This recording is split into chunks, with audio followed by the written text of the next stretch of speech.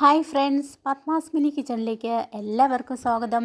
Padmas mini കിച്ചണിൻ്റെ ഇന്നത്തെ ഓണവിഭവം വളരെ വ്യത്യസ്തമായ കാളനാണ്. സ്വാദിഷ്ടമായ കാളൻ്റെ റെസിപ്പി എങ്ങനെയാണെന്ന് നോക്കാം. അതിനായി ഒരു ഏത്തനും കുറച്ച് ചേനയും നന്നായി കഴുകി വൃത്തിയാക്കി ഇതുപോലെ ചെറിയ കഷ്ണങ്ങളെ കട്ട് ചെയ്ത് ഒരു പാത്രത്തിലിട്ട് ആവശ്യത്തിന് വെള്ളവും 3 പച്ചമുളകും ചേർത്ത് മീഡിയം ഫ്ലെയിമിൽ മൂടി വെച്ച് 5 മിനിറ്റ് വേവിക്കുക. 5 മിനിറ്റ് കഴിഞ്ഞു, ചെറുതായി വെന്തിട്ടുണ്ട്. ഇനി ഇതിലേക്ക് അര സ്പൂൺ മഞ്ഞൾപ്പൊടി, അര സ്പൂൺ മുളക് പൊടി, അര സ്പൂൺ കുരുമുളക് പൊടി, ആവശ്യത്തിന് ഉപ്പ് എന്നിവ ചേർത്ത് വീണ്ടും 5 മിനിറ്റ് മൂടി വെച്ച് വേവിക്കുക. വെള്ളം വറ്റി നന്നായി വെന്ത് വന്നു. ഇനി ഇതിലേക്ക് 1.5 കപ്പ് അധികം പുളിയില്ലാത്ത തൈര് ചേർക്കാം. നന്നായി ഇളക്കി യോജിപ്പിച്ച് തൈരിൻ്റെ പച്ചച്ചുവ മാറുന്നതുവരെ ലോ ഫ്ലെയിം ആക്കി നന്നായി തിളപ്പിച്ച് വറ്റിച്ചെടുക്കുക.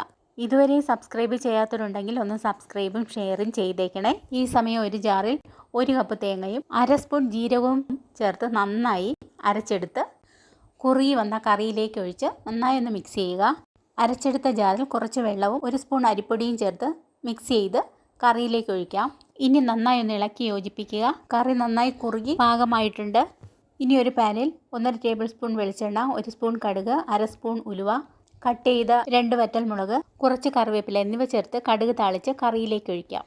വളരെ വ്യത്യസ്തമായ ടേസ്റ്റുള്ള നമ്മുടെ സദ്യ കാളൻ റെഡി ആയിട്ടുണ്ട്. നാളെ പരിപ്പ് കറിയുടെ റെസിപ്പിയുമായി വരുന്നതാണ്. ഈ റെസിപ്പി നിങ്ങൾക്ക് ഇഷ്ടമായെങ്കിൽ സബ്സ്ക്രൈബ്, ഷെയർ, കമൻറ്റ്, ലൈക്ക് എന്നിവ ചെയ്യണേ. ബെൽ ബട്ടൺ കൂടി ക്ലിക്ക് ചെയ്യണേ. Good bye.